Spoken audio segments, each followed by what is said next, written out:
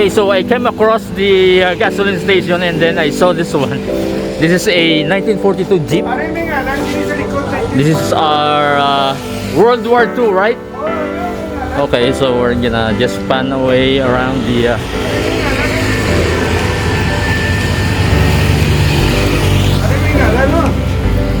Ako si Ondoy Zaldarriaga. Kanya sa Ondoy Subahan.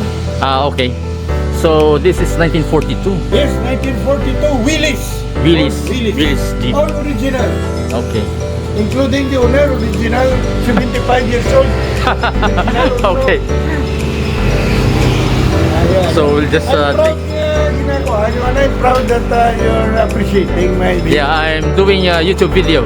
Oh, that's nice. Yeah. Oh, So I'm gonna show you the YouTube channel later on. one of the oldest. So even the Everything. rim. Yes, everything is original.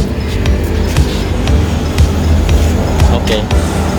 And then we have the star right here. Yes, that's a Red Cross one. This is And I think like a medical box. yes, this is a Even the original helmet. World War II helmet. Yes. All right. Gati-gati, kalau tagawaya. Even the water jug or something. Yes, that's original. All original.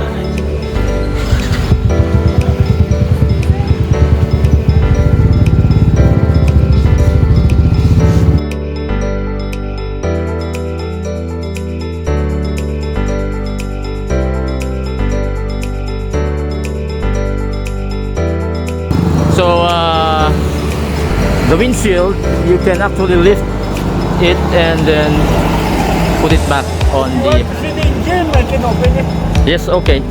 All original. So we're gonna take a look at the engine as well. 1942 Willys, Ford Willys. Ford Willys. Wow. The batteries, I can see that the engine block is squarish in design. It's like a cube. So the fuse box, no box, only the fuse.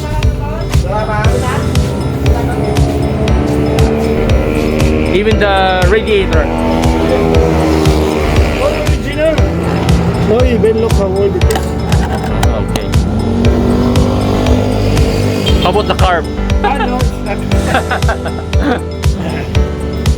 Only the car. This one is original, no? Look at that. A fire extinguisher. Yeah. I just painted it. Okay.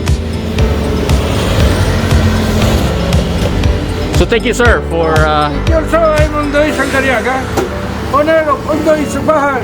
Thank you very much.